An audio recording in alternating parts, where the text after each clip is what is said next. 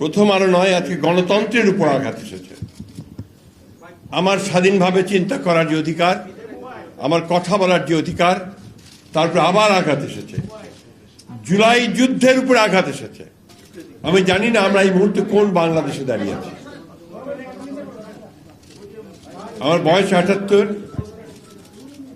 সারা জীবন সংগ্রাম করেছি একটা স্বাধীন, সার্বভৌম, গণতান্ত্রিক বাংলাদেশ দেখব বলে। আজকে যে বাংলাদেশ দেখছি, এই বাংলাদেশের স্বপ্ন আমি কোনোদিন দেখিনি। প্রিয় সহকর্মীরা, অত্যন্ত পরিষ্কার, এখানে খুব কথা বলার কিছু নেই।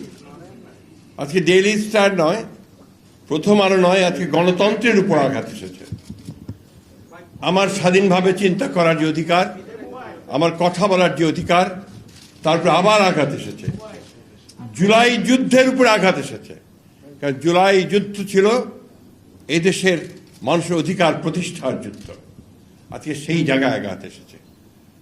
তাই আমার অনুরোধ আপনাদের কাছে, কোনো রাজনৈতিক চিন্তা দল নয়, সংগঠন নয়, সকল গণতান্ত্রিক মানুষের এখন এক হওয়ার সময় এসে গেছে।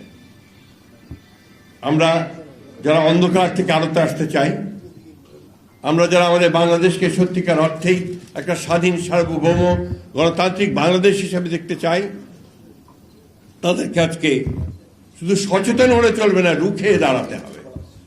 এখন রুখে দাঁড়ানোর সময় এসে গেছে। আমি আপনাদের আহ্বান জানাবো, শুধু এখানে এসে একাত্মতা ঘোষণা করা নয়, মানববন্ধন করে সংহতি প্রকাশ করা নয়, আজকে সর্বক্ষেত্রে সর্বশক্তি নিয়ে আপনারা যারা বাংলাদেশকে ভালোবাসেন তারা সবাই ঐক্যবদ্ধ হন। এই অপশক্তিকে রুখে দিতে হবে। ধন্যবাদ সকলকে।